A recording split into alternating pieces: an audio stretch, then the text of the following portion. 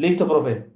Bueno, dentro de los indicadores específicos para reconocer a una víctima de acoso escolar, el acoso físico, tenemos las agresiones físicas a las personas, que son los jalones, empujones, patadas, que les escupen, les jalan o cortan el cabello, les hacen tropezar, les agreden con algún objeto, le mojan, los ensucian o los obligan a pelearse con sus propios compañeritos. En el deterioro patrimonial encontramos que les quitan sus pertenencias, les esconden sus útiles, les quitan su dinero y ya no desayunan, lamentablemente. Les destruyen sus cosas y les quitan su refrigerio. En el acoso verbal encontramos las agresiones y descalificaciones directas, las cuales son que se burlan, los insultan, les dicen groserías, les gritan, les ponen apodos de migrantes o los retan a pelear. Dentro del ciberacoso es la difusión de información personal real o falsa del agredido sin su consentimiento, rebasa los límites del aula y la escuela, puede llegar a innumerables personas de manera inmediata, las cuales son publicaciones ofensivas de la persona, del niño, le mandan mensajes hirientes, difunden imágenes o videos, les roban sus contraseñas, comparten su información personal, les crean un perfil falso en las redes sociales, extraen su información, desbloquean el acceso a la cuenta y les registran una página riesgosa o que no es verdadera. En el acoso emocional tenemos la lesión de la autoestima y relaciones interpersonales, las cuales vemos que los critican, les ponen apodos de migrantes, los discriminan, los ignoran, los culpan sin tener razón alguna, les dejan de hablar o divulgan rumores de su persona. Dentro de las notificación, intervención y seguimiento ante los casos de acoso escolar, el personal docente, las acciones de notificación que hace o que presenta es informar por escrito a la autoridad inmediata, citar e informar a la madre, padre o tutor de los hechos, acciones y acuerdos asegurándoles que van a respetar los derechos de la víctima y el del estudiante que realiza conductas del acoso escolar. También documentan que el proceso de incidencia y resolución y reciben y documentan la evidencia entregándosela a la madre o al padre del niño. En las acciones de atención está que de forma inmediata y sin prejuzgar sobre la veracidad de los hechos, inicia la investigación correspondiente con todos los posibles involucrados para esclarecer la situación, verificar si es un caso de acoso escolar y documentarlo. En caso de presenciar la agresión, detenerla para no poner en peligro a la integridad física de los educandos, garantizar la integridad física de la víctima dentro de la institución, después de la institución de acoso escolar y solicitar apoyo inmediato a las instancias correspondientes, servicios de seguridad o emergencia, cuando corra peligro la integridad física de la víctima.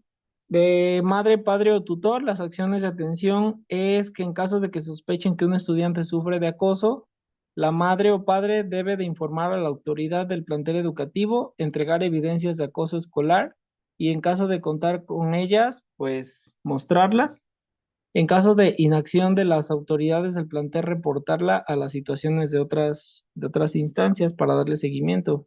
Y por último, el colegiado, las acciones de notificación es que en caso de estar en riesgo la integridad personal, solicitar la intervención de las instancias correspondientes, instrumentar prácticas orientadas específicamente a aquellas que están relacionadas con el rol y los espectadores del acoso escolar o ciberacoso, implementar prácticas restaurativas y resolución pacífica de conflictos que recuperen la convivencia escolar armónica entre las partes y la comunidad escolar, establecer un procedimiento de control de progreso a la víctima y a los estudiantes que ejercieron conducta de acoso escolar, mantener comunicación con los madres, padres o responsables de crianza de los alumnos involucrados para determinar medidas de acompañamiento al interior del centro educativo y el progreso del mismo, verificar el cumplimiento de los acuerdos por parte del alumno que ejerció la conducta escolar, y establecer un sistema de riesgo de los casos de acoso escolar al interior del centro educativo, así como también integrar en el expediente del niño canalizado los documentos, integrado por las madres, padres o responsables de crianza, el avance de la atención recibida por la institución especializada. Eso sería todo. Gracias, profe, por tu participación. Vamos a pasar al tema 7. Bien, nosotros, bueno, a mí me tocó el tema de la Estrategia Nacional de Educación Inclusiva con sus siglas ENEI. El objetivo de la Estrategia Nacional de Educación Inclusiva es convertir progresivamente el actual SEN, que es el Sistema Educativo Nacional, en un sistema inclusivo, flexible, pertinente y sensible que identifique, atienda y elimine lo que son las barreras del para el aprendizaje y la participación que se presentan dentro del sistema educativo y en el entorno para favorecer el acceso, avance, la permanencia, el aprendizaje, la participación y conclusión de los estudios de niñas, niños, adolescentes y jóvenes en todo el país, en su amplia diversidad, en igualdad de condiciones y oportunidades. Bueno, el ENEI consta de diversos componentes. Uno de los componentes es lo que es la planeación participativa. Este implica desarrollar una metodología para la planeación de la organización y estructura de los contenidos, de los procesos educativos, con un enfoque inclusivo, ajustes razonables, adecuaciones culturales y medidas específicas que se requieran. Otro de los componentes son los entornos inclusivos.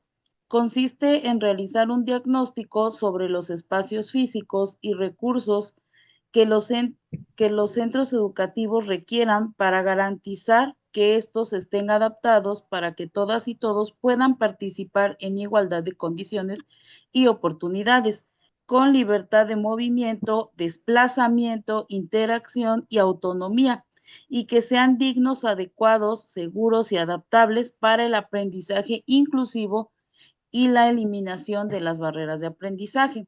El proyecto escolar para la inclusión. Este consiste en crear proyectos escolares para la inclusión con la participación de toda la comunidad educativa que favorezca el reconocimiento, la valoración, la promoción y defensa de la diversidad y que contribuyan a eliminar las barreras de aprendizaje bajo el liderazgo del director del centro educativo. Bueno, en este documento nos muestra lo que son las barreras para el aprendizaje y la participación. Existen, ahí en este documento existen, mencionan tres, que es, aquí nos dice primero que lo que son las barreras de aprendizaje no se refieren a las características o condiciones personales, sino a la adecuada configuración o respuesta del sistema educativo del entorno, que impiden el cabal ejercicio del derecho a la educación de excelencia, lo que afecta negativamente tanto la trayectoria escolar y el proyecto de vida de las personas como a la sociedad en su conjunto. Estas tres barreras son barreras estructurales, lo que son las barreras normativas y las barreras didácticas. Dentro de las barreras estructurales podemos encontrar algunos ejemplos como es la falta de acceso por razones de proximidad escolar, las condiciones socioeconómicas que dificultan el acceso, avance, permanencia, aprendizaje y o la participación de niños, niños, adolescentes y jóvenes. Está la exclusión o discriminación social y culturalmente normalizada. Existe la priorización de la agenda pública de problemáticas distintas a la educación, que genera una falta de atención y asignación de recursos al tema. La inexistencia o carencia de herramientas como tecnologías de la información y la comunicación y o bibliotecas. Infraestructura deficiente o que no permite el libre acceso, tránsito, interacción y autonomía de todas las personas. Ausencia del trabajo colaborativo y coordinación entre la escuela, la familia y el gobierno. Ausencia o debilidad de políticas de educación para la inclusión. Establecimiento de currículos homogéneos e inflexibles, la dificultad o imposibilidad para transitar entre los niveles y subsistemas por razones de discriminación, la falta de oportunidades de acceso a la educación y barreras normativas. Si nos damos cuenta dentro de las barreras estructurales, pues no solo está, ¿verdad? No solamente están hablando de los niños de educación especial, sino de todo el alumnado en general. Dentro de las barreras normativas existen, por ejemplo, la ausencia de una perspectiva de inclusión en las leyes educativas vigentes, las contradicciones entre leyes respecto a la educación de las personas y culturas diferentes, la prevalencia de una visión puramente sectorial que no visualiza la coordinación con otros sectores, fundamentales para el ejercicio pleno del derecho a la educación, como salud, vivienda, comunicaciones y transportes, medio ambiente, energía, cultura, justicia, entre otros. La existencia de programas o subsistemas educativos creados para atender a determinados grupos vulnerables, lo que crea guetos e impide la interacción en la diversidad. Establecimiento de normas y o políticas que dificultan o entorpecen el pleno derecho a la educación y a la participación de niños, niñas y adolescentes. El otro tipo de barreras son las didácticas.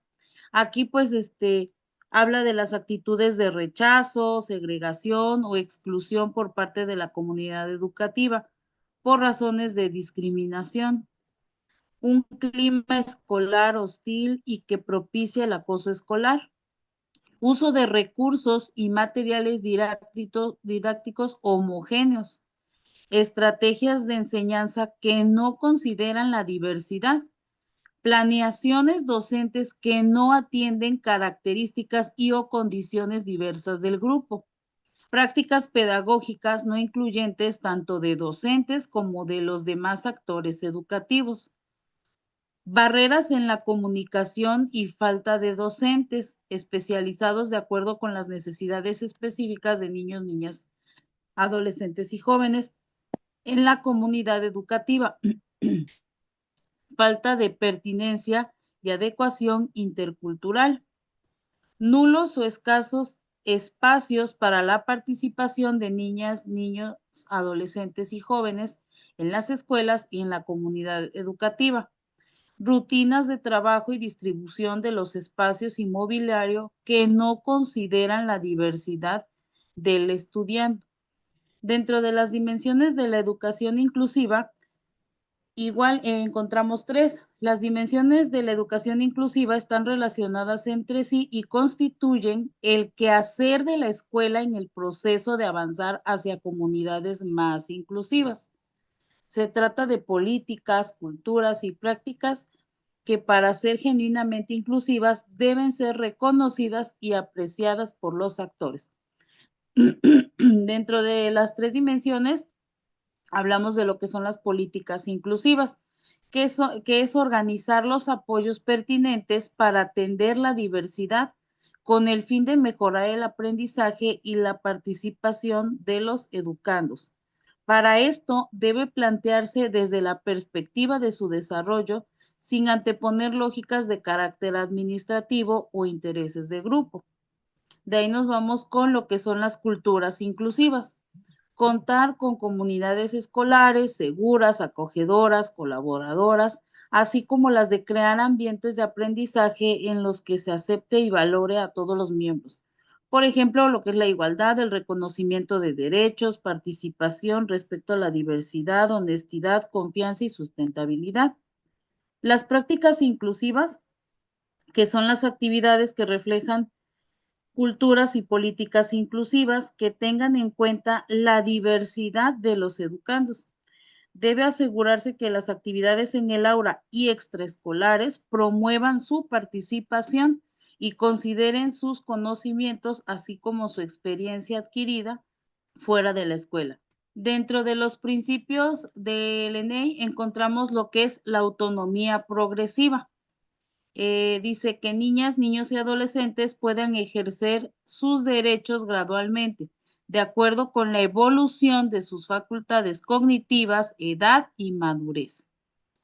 la corresponsabilidad, son las experiencias, sumar esfuerzos y voluntades de los integrantes de la comunidad educativa. La diversidad, que es lo que más se toca aquí, ¿verdad? Que habla de la multiplicidad de formas de pensamiento, sentimiento y cultura. Se pretende que la diversidad sea una ventaja en dos sentidos. Una, porque permite aprender a convivir, y la otra, porque promueve el desarrollo cognitivo en los educandos. La equidad en educación, que el Estado implementa medidas que favorezcan el ejercicio pleno del derecho a la educación de las personas y combatan todo tipo de desigualdades. Lo que es la excelencia en educación, que es el mejoramiento integral constante que promueve el máximo logro de aprendizajes. La igualdad sustantiva, mismo trato y oportunidades para el reconocimiento, goce o ejercicio de los derechos humanos y las libertades. La inclusión, un valor, una actitud y una práctica de aprecio y respeto por la diversidad. La inclusión educativa, incorporación plena de todas las personas a la comunidad educativa. La interculturalidad, convivencia armónica entre personas y comunidades para el respeto y su reconocimiento de sus diferencias y derechos. El interés superior de las niñas, niños, adolescentes, el interés superior como una consideración primordial en sus decisiones y promover, respetar, proteger y garantizar los derechos de este sector. La interseccionalidad es el principio que deriva del enfoque conforme al cual el género, la etnia, la clase u orientación sexual constituyen formas de exclusión. Por último, la flexibilidad curricular, cambio de ajuste o variación. Bien, y ahí anotamos la bibliografía del documento que nos dio el maestro. Gracias, maestra. Bueno, ¿qué les puedo decir de este material? Si se dan cuenta, ya pasamos de lo que es la resolución pacífica de los conflictos o lo que es el acoso escolar a través de la identificación de estos indicadores, de los procesos que hay que realizar, de los momentos que tiene el acoso escolar. Pasamos ahora a la parte aclaratoria y bonita, que es entender que se debe trabajar desde una perspectiva inclusiva y nos está costando mucho porque los alumnos no dimensionan aún lo que es la educación inclusiva, ni los propios maestros no lo hemos comprendido del todo. Antes inclusión era recibir, recibir a los alumnos, es decir, como vengan, con la necesidad educativa especial que vengan o con la discapacidad motriz, neuronal, que vengan, recibirlos. Eso era para nosotros hasta, estoy casi seguro, hasta hace 4 años, 5 años, pero ahora la educación inclusiva no se queda ahí. La educación inclusiva tiene que ver con que todos los niños vengan como vengan a la escuela, tienen que aprender. Y para que aprendan, primero tienen que participar. Por eso, este documento titulado Estrategia Nacional de Educación Inclusiva, nos aclara muy bien que los alumnos, para que puedan aprender, tienen que participar, pero en el tema de la participación ocurren diversas situaciones a las que le llaman BAPS o barreras para el aprendizaje y la participación, que son tres. Hay otros documentos que hablan de otras más barreras para el aprendizaje, pero todas giran en torno a estos tres tópicos: las estructurales, las normativas y las didácticas. En los simuladores van a tener ejemplos o situaciones que hablen sobre este tipo de barreras y ustedes las tienen que identificar, ¿sí?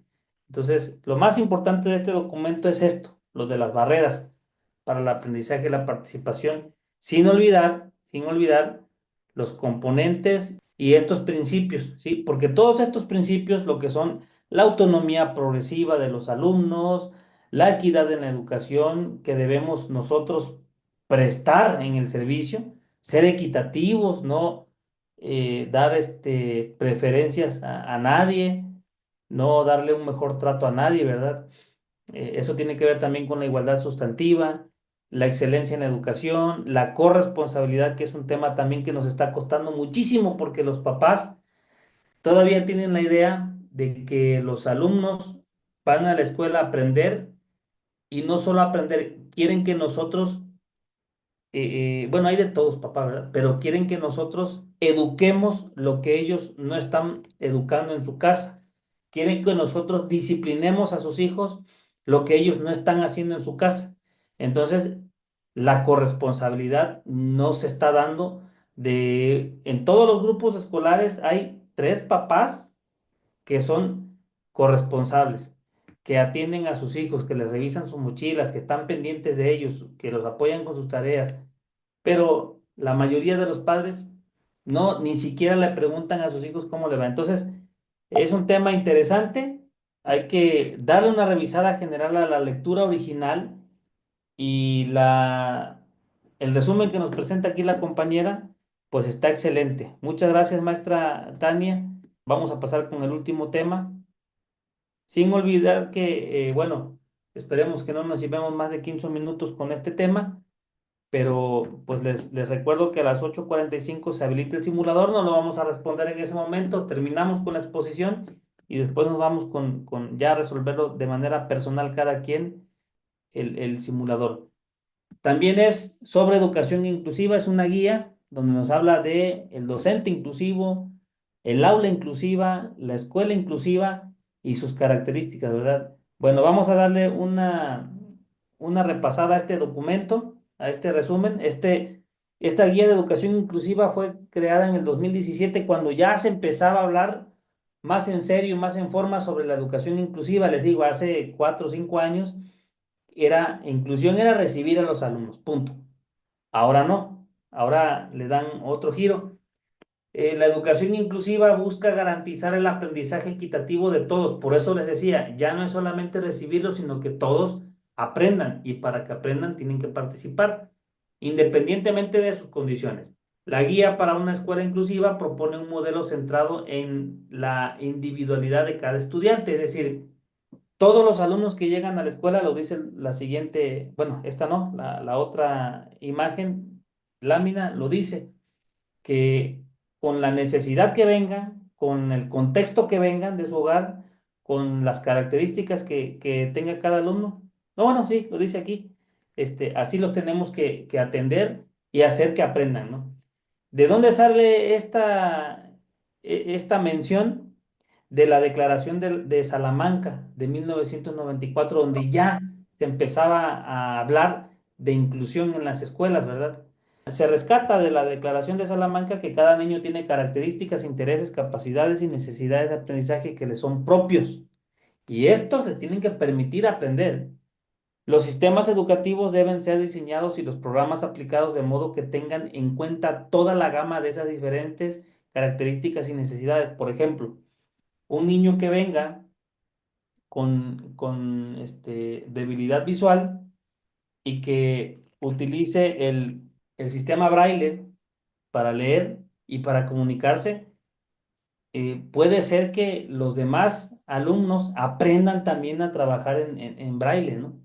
Les decía por ahí la semana pasada que el braille puede ser un diseño universal de aprendizaje porque todos podemos aprender a comunicarnos a través del braille.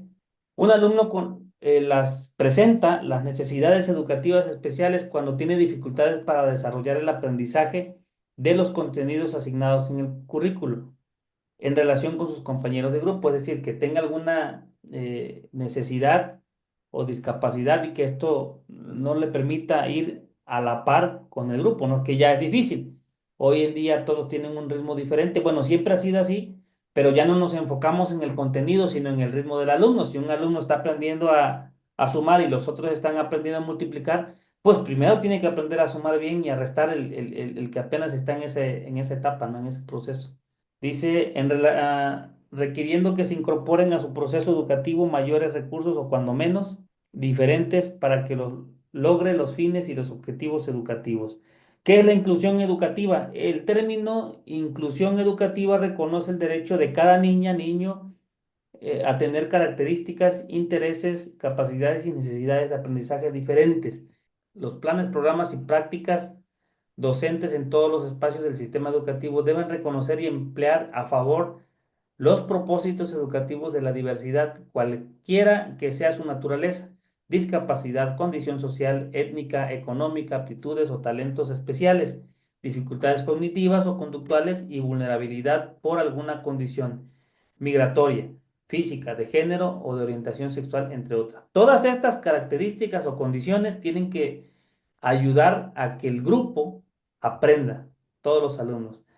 Necesidades educativas especiales. Es el desempeño escolar significativamente distinto de un alumno en relación a sus compañeros de grupo. Requiere que se incorporen a su proceso educativo mayores y o distintos recursos con el fin de lograr su participación y aprendizaje, alcanzando así los propósitos educativos. Características de la escuela inclusiva. El currículum escolar tiene que proporcionar oportunidades de aprendizaje a los estudiantes para que todos logren desarrollar al máximo sus capacidades. Lo que se enseña y se aprende en el salón de clase se moldea con las características personales de cada alumno, sus experiencias previas, valores familiares y bagaje cultural que traen a la escuela a través del aprendizaje informal. Atención allí con el aprendizaje informal, que en muchas ocasiones pues no se tiene o no se valora, pero hoy en día con la educación inclusiva se tiene que respetar y valorar.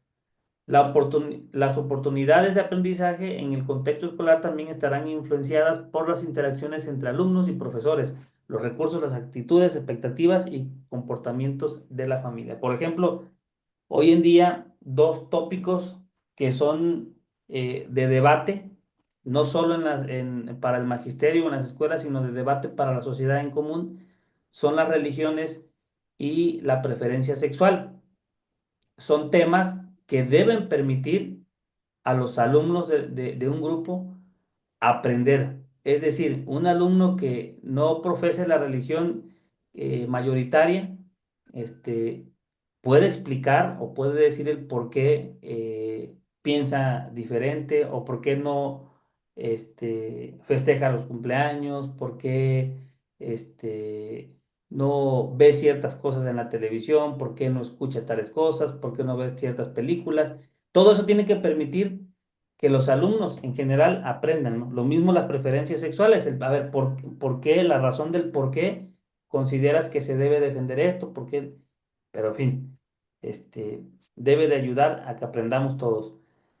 El docente debe motivar al alumno sobre la importancia de conseguir sus objetivos a largo plazo. Para ello es necesario favorecer y facilitar la participación de los estudiantes en los siguientes términos. Que los alumnos generen mayor cantidad de ideas acerca de cualquier situación planteada. Por eso les decía ahorita estos ejemplos, ¿no? De una situación de interés de los alumnos, que se generen el mayor número de ideas, ¿no? Y que ellos hablen, porque es muy difícil hacer que los alumnos hablen. Sus respuestas son sí, no, quién sabe, no sé, y porque dice mi mamá o porque dice mi papá.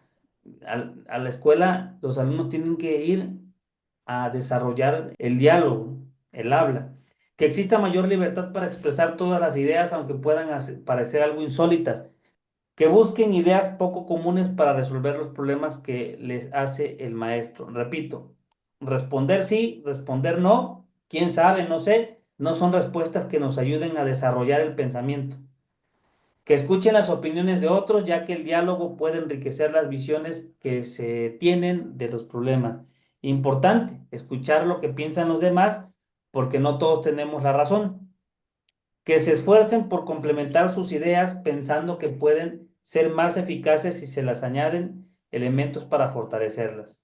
Que estas recomendaciones se realicen de manera cotidiana independientemente del contenido que revisa en clase. El aprendizaje por descubrimiento es el único tipo de aprendizaje que puede infundirle confianza en sí mismo al alumno. Ocurre dentro del contexto de diálogos cooperativos o colaborativos. La cooperación con los compañeros en el aprendizaje o en la construcción de los conocimientos, la búsqueda, la investigación, la exploración y la solución de problemas juega un papel importante. El pensamiento intuitivo permite enseñar al sujeto la estructura fundamental de un tema, el cual se consigue por medio del arte y de la poesía. El maestro requiere utilizar los organizadores previos, es decir, presentar conceptos, ideas, explicaciones o actividades iniciales que sirvan de marco referencial para la adquisición de nuevos conceptos y para poder establecer la relación entre ellos. Es como que la introducción, los organizadores previos, ¿no? La introducción motivacional para que el alumno se enganche con el tema, con la situación, con la problemática que se les va a presentar y de ahí puedan partir para que ellos puedan interesarse en el tema y darle continuidad, ¿no? Porque recuerdo que en uno de los proyectos que hicimos en la escuela, que fue la de la escasez de agua y la contaminación del medio, este, decían, profe, pues es que aquí no tenemos agua y pues ya sabemos que no tenemos agua. Entonces, no querían ellos entrarle a ese tema. Ya al final entendieron las consecuencias, ¿no? O las implicaciones que tiene el no tener agua y no valorarla, no tener cuidado con ello, ¿no? Porque vemos una llave abierta con una goterita pequeña, ahí la dejamos y no le cambiamos el empaque. Bueno, el clima del salón inclusivo. ¿Cómo es el salón inclusivo? Los alumnos necesitan creer que pueden aprender y que ese conocimiento es útil, relevante y significativo para ellos, lo que les mencionaba ahorita, que se les van a exigir esfuerzos dentro de sus posibilidades, aprendizajes que pueden lograr, tareas que puedan realizar con éxito. No es viable atender de forma individualizada a cada uno de los estudiantes en el salón, pero sí proponerles tareas colaborativas o tareas diferenciadas para que la realicen en grupos homogéneos o heterogéneos. Esto es importante. No debemos individualizar la educación. Saber que pertenecen a un grupo, que hay relaciones de aprecio y respeto mutuo, normas comunes y un sentido de comunidad. Es importante aprender donde cada uno aporta y recibe de sus compañeros desde sus posibilidades y limitaciones, que son responsables de su propio aprendizaje, que también pueden participar en la planificación de sus objetivos, en la toma de decisiones, en la evaluación de lo que van logrando, en la identificación de sus preocupaciones y dificultades para lograrlo. Clima de confianza en el que los errores puedan formar parte del aprendizaje y puedan servir para reflexionar y aprender. Este tópico del error es importantísimo, ¿eh? De hecho, hay un libro que hizo Pablo Latapí que se llama Cómo evaluar en el aula. Está en digital, si pueden por ahí descargarlo y leerlo. Está muy interesante. Habla sobre esto, sobre el error.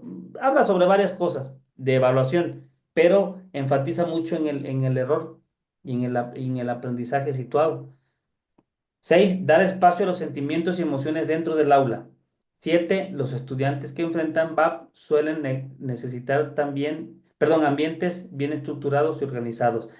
El orden, la coordinación, la buena organización dentro del aula ayuda a que los alumnos aprendan de manera más eficiente. Si el docente es desorganizado, así va a ser el aprendizaje, desorganizado. Y en cuanto al 6, por allí no sé si ya les vino un reactivo en los simuladores o les va a venir sobre este tema de un conflicto entre los alumnos. El reactivo plantea y pregunta qué es lo que se debe hacer cuando ya hubo un problema, un conflicto entre alumnos. Pregunta qué es lo que se puede hacer con esos alumnos para tratar de resarcir esa situación. 8. Organización del aula que garantice que los alumnos que enfrentan VAP no se agrupen solamente con los estudiantes con necesidades especiales similares. También un otro reactivo sobre esta situación. Pues el agrupamiento heterogéneo sirve para enriquecer otros aprendizajes, por ejemplo, la socialización o la motivación, no al agrupamiento homogéneo. Maestro, nosotros las niñas y los varones aparte. No, hay que trabajar de manera mixta, que puedan participar en las tareas del aula, distribuir materiales, llevar el control y ser responsables del día. 9. El aula inclusiva requiere de un ambiente rico en estímulos, lo que se logra con diferentes recursos y materiales, música, murales, póster, fotografías, etc. ¿Cómo organizar un salón inclusivo? Hay que crear entornos ricos que proporcionen oportunidades a todos para aprender, adecuando las situaciones de aprendizaje a las diferentes necesidades y capacidades de los estudiantes. Para ello, es imprescindible organizar el salón de clases atendiendo las características de los estudiantes los principios pedagógicos que guían la intervención desde un planteamiento inclusivo, la creación de un clima de aula adecuada, la utilización de diferentes agrupamientos y planificación desde la diferenciación. El docente inclusivo es y se asume como un profesional del aprendizaje y la enseñanza. Si no nos la creemos nosotros que somos docentes, pues entonces, ¿quién se la va a creer? Envuelto en un proceso de profesionalización constante, importante. El docente no porque ya terminamos la carrera, la normal, ya estamos hechos. Hay que continuar aprendiendo porque cada vez hay más teorías, lo vamos a ver por allí en una de las sesiones, que antes solo eran 2 o 3 teorías y hoy ya son un montón. El docente ve en cada situación problemática un reto para superarse y una oportunidad para enriquecer su formación.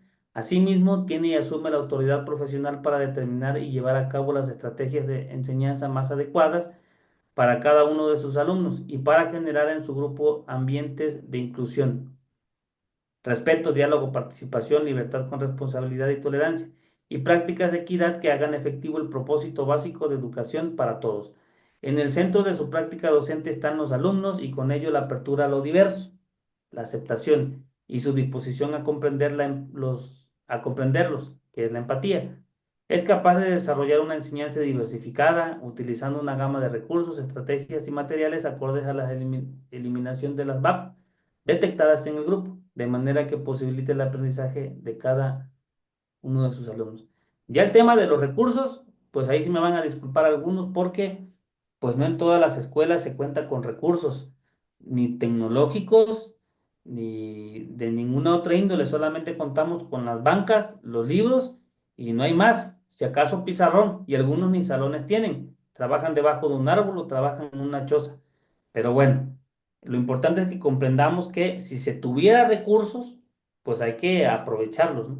Bueno, ahí está una frase que agrega aquí la maestra Paloma: cada estudiante puede aprender, simplemente no de la misma forma.